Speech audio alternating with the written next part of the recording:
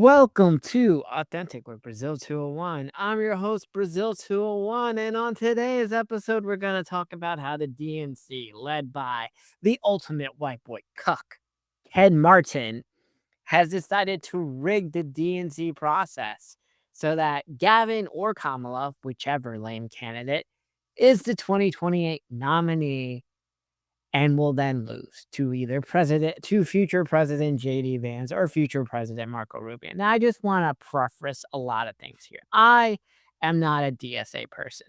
I don't give a shit about Israel or Palestine. You're not going to see me fucking put either fucking flag on my Twitter account, okay? Do I think we should fund any foreign country? No. Do you want me to pretend I give a shit about third world countries? No. That is not me. I only care about I don't even care about the people of Staten Island, and that is 10 minutes away. But I will say, I do not think some establishment shrill, which is Gavin, who does not believe in anything, or Kamala, who doesn't know how to talk, should be the nominee in 2028. Do I plan on running for president? Of course. Am I more toxic than all the candidates? Of course. But at least I'm honest about it, and I'm never going to apologize. But it is interesting to see the racial dynamics at play right now. Like the fact that the Democratic Party isn't built on anything and has no true belief outside not Trump and not socialism. But it is clear that a lot of races within the Democratic Party would rather just have power in an irrelevant party. Because as you saw, first of all, South Carolina has done this thing that they believe they should have been first, despite the fact that Jim fucking Clyburn, who has been in office for 30 years, has never been able to even make his state a swing state. So South Carolina is irrelevant. It would be like if Republicans, for their nomination, for their primary, decided to make Virginia or Maryland their first state. Okay, just because country club Republicans live there. It is the same logic. South Carolina is an irrelevant state. We all know this. But what is interesting now is because South Carolina is first and not third or whatever, that means nobody's going to drop out till South Carolina until after South Carolina. So it doesn't matter. So this idea that Kamala or Gavin, whoever wins with 60%, is just not going to happen. In reality, most likely it'll be Gavin or Kamala, whoever sucks Jim Clyburn's cock enough and, gets the endorsement, probably wins, and whoever is the progressive candidate, I don't even know because I do not believe AOC is running for president. AOC should run for Senate and she'll easily win that. Okay. Also, Pete, black people aren't going to vote for a gay guy. Okay. Since the Democratic Party just wants to be obsessed with identity politics, let's just be realistic about the identitary issues with all the fucking candidates. Okay. America at large ain't going to vote for a woman. Okay. Maybe a white woman first, but let me tell you, you're allowed one whammy. Okay. Every candidate is allowed one whammy. And being a woman is a whammy. Okay. Being a woman who is like Hispanic or black, that's two whammies. Okay. Like Pete being gay is a whammy. Okay. Like this is just the facts of the matter is that you got to be realistic that there's 1.5 to 3% of the population in the states that matter that aren't going to vote for you for one of these things. Okay. A straight white, black, or Hispanic guy can easily win. Okay, but everybody else, no, which is kind of why, like Gavin, I understand Gavin's running. 'Cause Gavin just wants to be president. He has no job after November. But the racial war at play right now in the Democratic Party. Let's go look at the statement. With the Hispanic, because Nevada wanted to go first, but Nevada's second, right? This is a statement I see. Let us be clear, right? This is a good start, but our party has much work to do to regain the trust of Latino voters. From 16 to 24, Democrat margins with Latino voters have eroded by roughly 30%. 30 points. Rebuilding trust with Latino voters and working families across this coalition will take sustained investment year-round organizing and an economic message that speaks to what those people are actually living through. And now the work begins. Whoever seeks a Democratic nomination in 2028 will need to prove to the Latino community that we are a priority and not just a demographic to be courted at the end of the cycle. We intend to hold them to it, and we look forward to the full DNC affirming the calendar.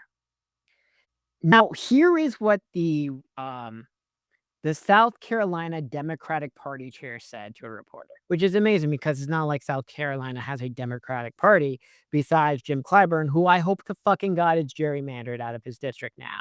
Okay, should have happened this cycle, but it's not. It'll happen next cycle. So whatever. But this is what they said. If Nevada gets elevated over South Carolina, it would be because of their Latino vote. So you would then be telling black voters that you matter less than brown voters. And I refuse to believe our party wants to send any type of message like that. You gotta love the identity politics of all the nonsense within this, okay? And that the Democratic Party is basically trying to incite an inter-party race resentment fight over which state goes first, instead of just, like, thinking about which states would allow the candidates to have the best debate over the future of the party.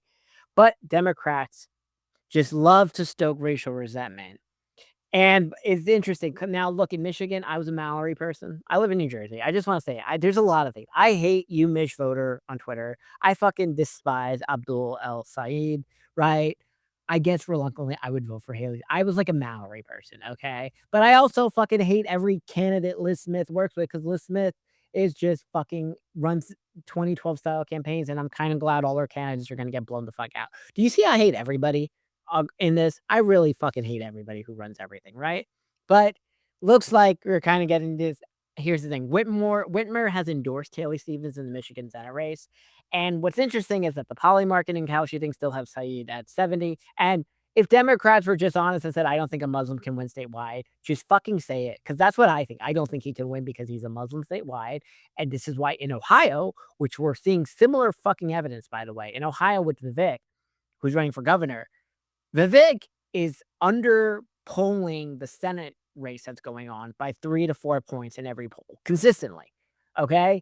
So, there's enough swing white voters who are like, "I'm not voting for a fucking Hindu Indian." I believe in Michigan, which is the same fucking type of white people in these flyover states, it's like, "I'm not voting for a fucking Muslim," okay? And I think it's just fucking fair to just be like, "Yo, I think that's why he's gonna lose," and just be honest with this instead of just like, "He's unvetted," or whatever bullshit. People would respect that honesty.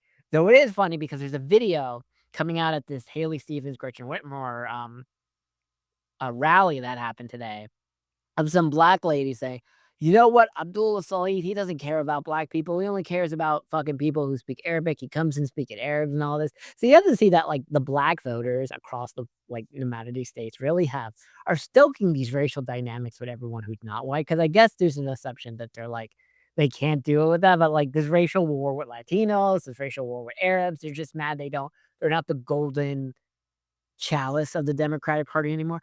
Can I ask, what is the version of this in the Republican Party? Because I understand the Republican Party across the board, no matter where you are, is very homogenous on what they believe, right? All of it across the board, no matter where they are, is like, we don't want illegals in here. We want people to speak English, no more H-1B1 Indians, right? Across the board, there's like that belief about it, right? And I understand now there's a generational divide, similar to what's happening in the Democratic Party of not funding Israel and the older people like, we love Jesus and Jesus is going to return and like, summon us to war or whatever bullshit.